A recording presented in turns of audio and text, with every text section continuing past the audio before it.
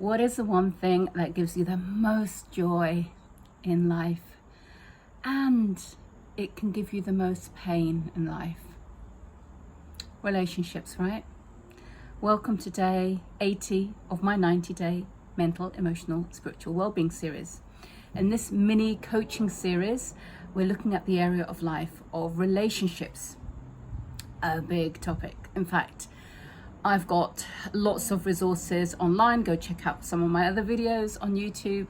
And I've got a book on Kindle as well about being in relationships, attracting your ideal partner, 101 things to do to attract your ideal partner, also what to do in the first year or two of marriage. And then there's a whole other element of relationships, which is when they're not working out.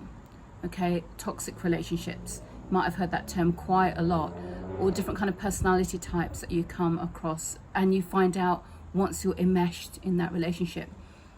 So there is a lot. This is a huge topic, and I've done quite a lot of relationship coaching and relationship workshops, so there's plenty of stuff out there that you can check out from me or from other relationship experts out there in the field.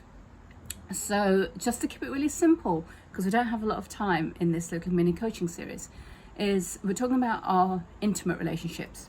So whether you are single and you're perfectly happy the way you are, or you're single and you would love to be in a relationship with someone, or you are married and you're not happy, or you're married and you are very happy, or you're married and there's things that you could do to improve, or you're recently out of a relationship, or divorced, or widowed, and you're wondering, will I ever meet anyone else again?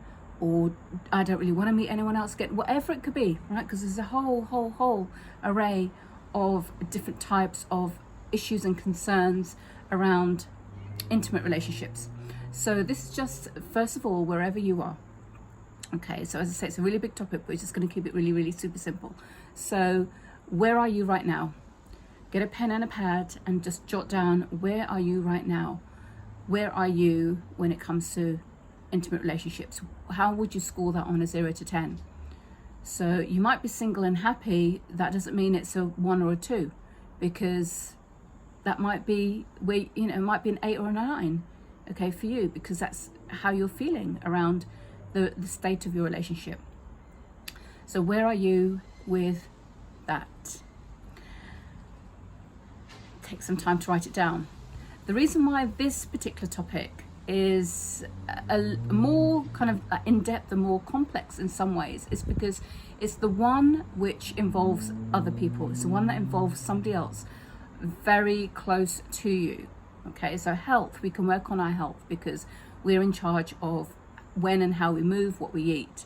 Okay, money as well, so we can get creative with that. We can look at our own finances. We can look at what we need to do to bring more in or to cut costs. We can look at our friendships and our creativity and all the other areas of life that we've talked about so far. But relationships is the one that it involves somebody else. Now, there, we can look at our partner and list all the things that we don't like about them, or all the things that we do like about them, and point the finger, and it says, well, it's because he's like this or she's like this, and they don't do this, and they don't listen to me, and my relationship's like this because of that. Well, it does take two in a relationship, and the most important relationship is the one with yourself. And that's the only one that we can ultimately work on and control. We can't control the other person. We can't make them do things. We can't change them. We can't have them be this perfect ideal. Because sometimes you might have come across processes where it's like, okay, write down your ideal qualities in a partner and what all the musts, all the things that they must have or be or do, and write down another list of all the things that you don't want. So all the things that you want could be, I don't know, smart, intelligent, good looking, funny, charming, tall, kind, generous, sociable. You've got that list, right? And then when you are focused on that, okay, great, you're looking out for that. But when you have your other list of all the things that you don't want them to be, you don't want them to be smokers or jealous or lazy or rude, whatever it might be. The problem with this is when we idealize and we're looking for certain characteristics in a person, so much around that is people are human, okay? So they may display those qualities, but then they're going to have other qualities as well, which just like you and I, right? So you might be all of those great things, but you can also be a bit moody and a bit ratty and a bit short and a bit slow or lazy or, okay?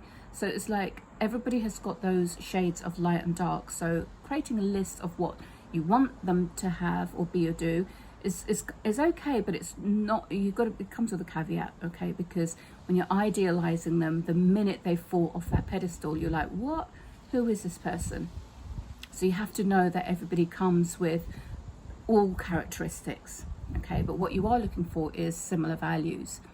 But in this coaching session right now, look at where you are currently, 0 to 10, in your relationships, and then how you would like it to be. So what are some things that you would like in your relationship?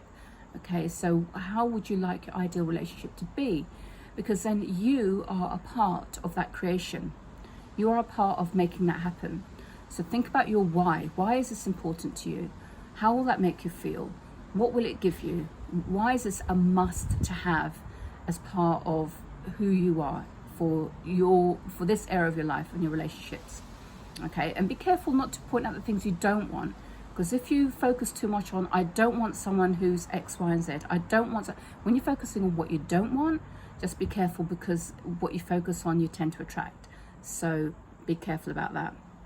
So look at where you are, 0 to 10, look at what you would love, and then why you would love that, and then those action steps in the middle. So what is the gap? What is the gap? What do you need to work on? Who do you need to become to attract that person in your life? What do you need to work on? Now, it's not that there's any shortcomings with you as you are currently. It's just that knowing yourself, okay, knowing who you are, that is the work. Knowing who you are, knowing what you can bring, and really working on yourself. Because when you have those times of conflict or disagreement, how do you handle that? What do you do? How do you resolve that? What are the skills that you've got around that? And how can you influence the other person as well? So what skills have they got?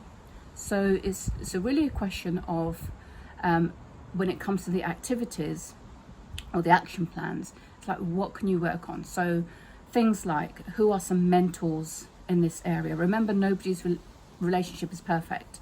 Nobody has got the ideal relationship. What you see on social media of all the amazing intimate cuddles and beautiful scenic pictures of them in an embrace, or with their family, and these are all snapshots of moments in time. You don't see what goes on behind the scenes, but certainly there will be mentors and coaches and guides and people who've really gone into depth with understanding human psychology, understanding different personality types, looking out for red flags, looking out for just being intuitive with your gut. Like, do you like the way that person just spoke to the receptionist? Why did they speak like that? Just kind of like really not making any excuses. It's not about judging anyone, but it's about being discerning, because you have to have some boundaries as well. So it's just really knowing your own values. And so this is what you're going to do in your action points, is just really know what your own values are, know what you're going to stand for, what you're not going to stand for, researching around red flags, around personality types, around different kinds of mentors and people that you see around you in your world, or examples, right? So is there a couple that's been in a long and happy relationship for a long time? Go and talk to them, go and interview them. What are they doing? How do they make it work? You might have heard of like having date nights, or bringing the spark back into your relationship. So are there some things that you can do to bring that back into your relationship? All right, so this is a really big topic.